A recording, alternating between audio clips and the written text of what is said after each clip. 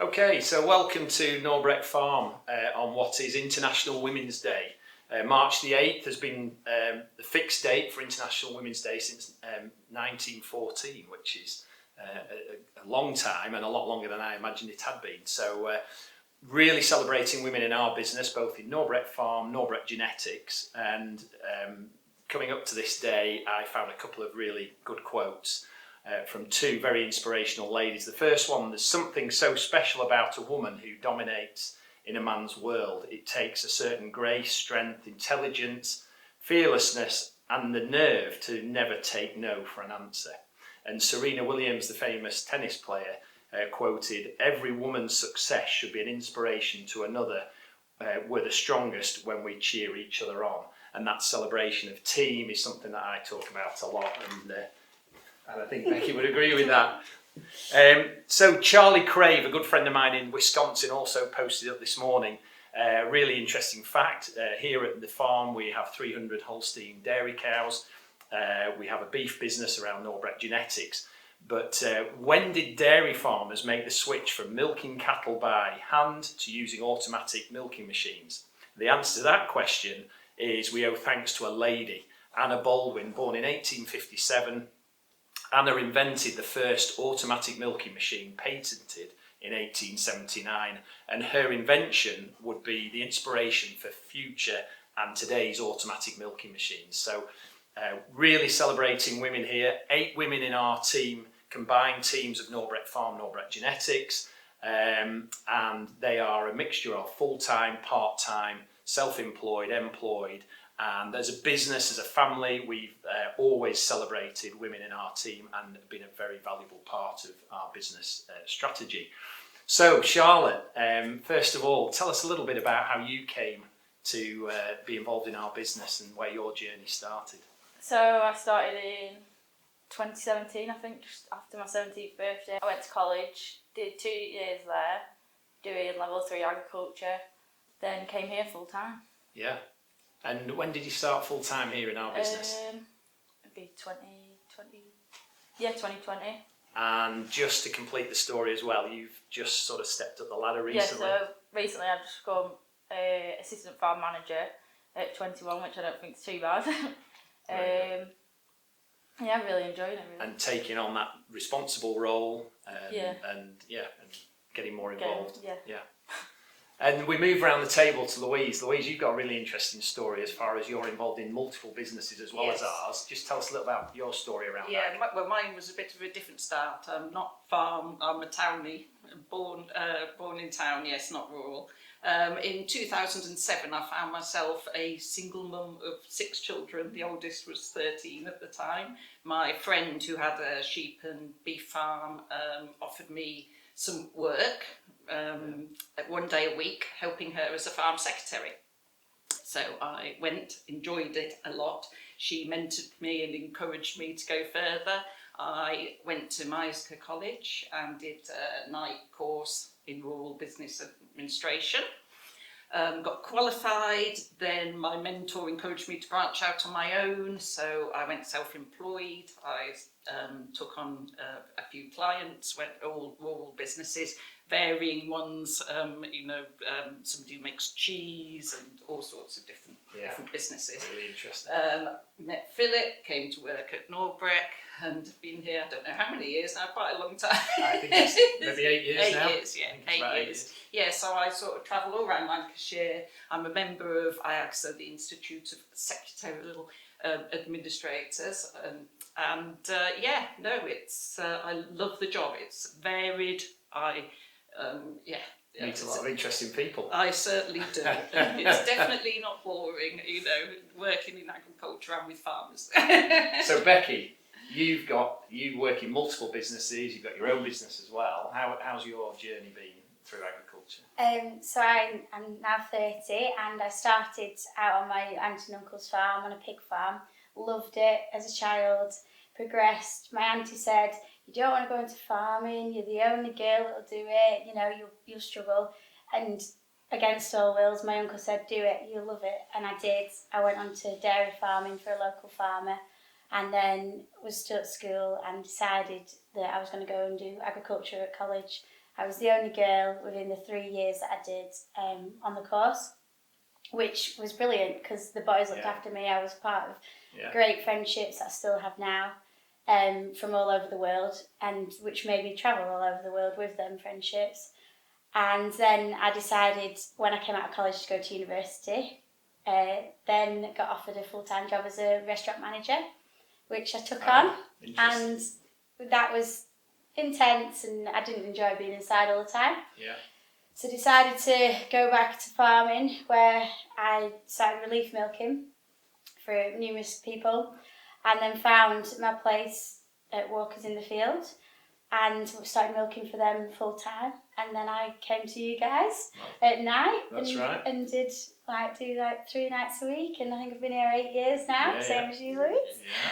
And I also have a livery yard business as well, which has full of horses. Brilliant. But, yeah. Very busy lady. And Emily, new to our team, but Emily, tell us your little story. So how you got I've into always ag. been with cows really, because my dad's a dairy farm herd manager. So I've travelled around everywhere, because he's always going to different farms and different jobs.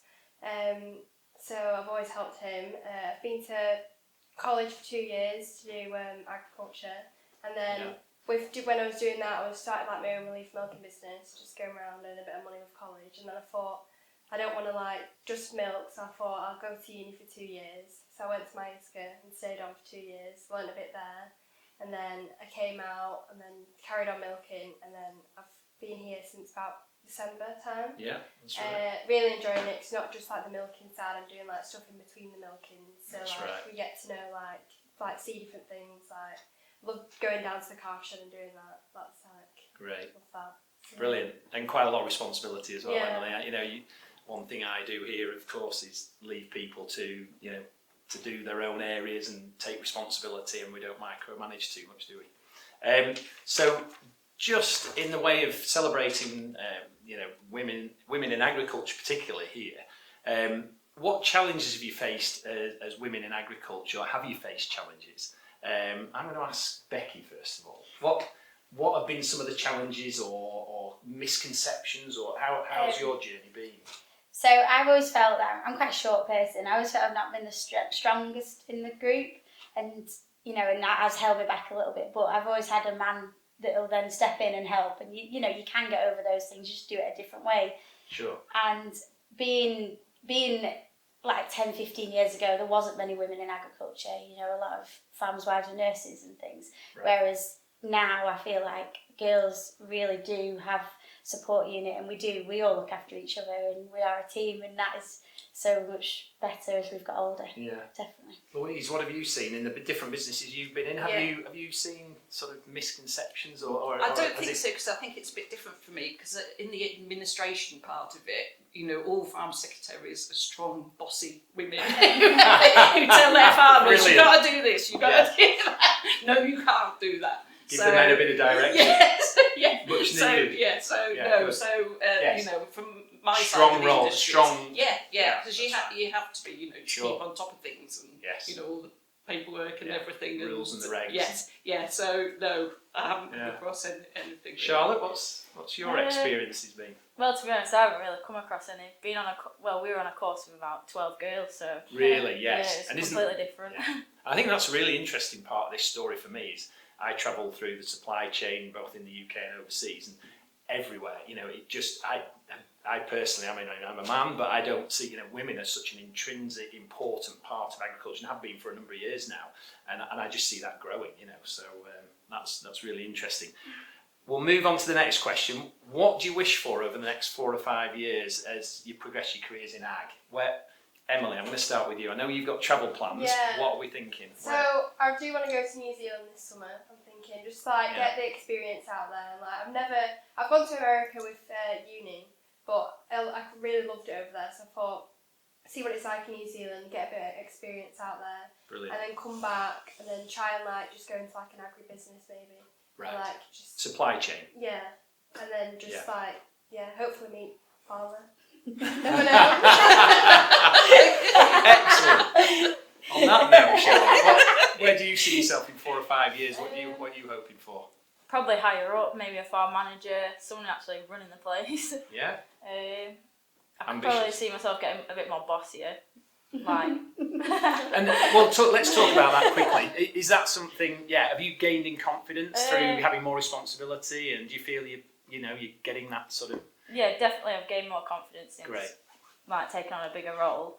I'd say I'm more of a quiet person than I am a loud Sure. person, but if Yeah. I want to be bossy, I reckon I could. Yeah, good.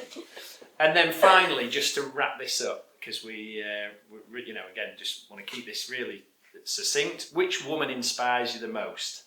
Who is it out there that really has given you some inspiration? Who's your role model if you have one? And I'm going to go right around the table. We'll start with Louise. Lady Gaga. Wow, right. What a woman. Tell us about Lady Gaga. Well, I know it's not really agricultural, apart from the meat dress, I suppose Yeah. that might Yes. be a good advert. Yeah. No, but I just think she's a strong woman who stands for what she believes in, and she manages to be really nice person as well, whilst doing it. So yeah, no, I just think she's inspirational. Charlotte, what you got? I'd say my mum. She's very hardworking. She gets up every day, does what she needs to do. She keeps us all going. Yeah. Lovely. Yeah, that's Yeah. a lovely thing. And Becky? Anne Park. Anna's Oh, always yeah, looked after right. me and treated me like a daughter that she doesn't have. So And just for anybody who's watching this, Yeah. this is a good friend of mine's mum who you work for. yeah, Yeah. she's always been there for you, and she's Brilliant. there for all of us. Yeah, that's She really nice. does. That's really nice. And Emily? I'd probably say both the Hewitt girls, Rosie and Abby. Because every time we go... Sorry, say that again. Who Both the Hewitt girls, Rosie and Abby. got you? The Hewitt girls, yeah. Yeah, because... Well known in this area for anybody who's watching. every time we go, we're all just like such a good team, and like they all just work so hard. Like Abby does like vets all day and then works morning and night, and I always think, God, like she'd be so tired, but she's there like feeding cows as soon as she comes back. I just think, like really inspiring. Superb. What a great way to finish. So hopefully from that you've gained something we're really proud to celebrate here at Norbreck Farm, Norbreck Genetics, Women in Agriculture, International Women's Day.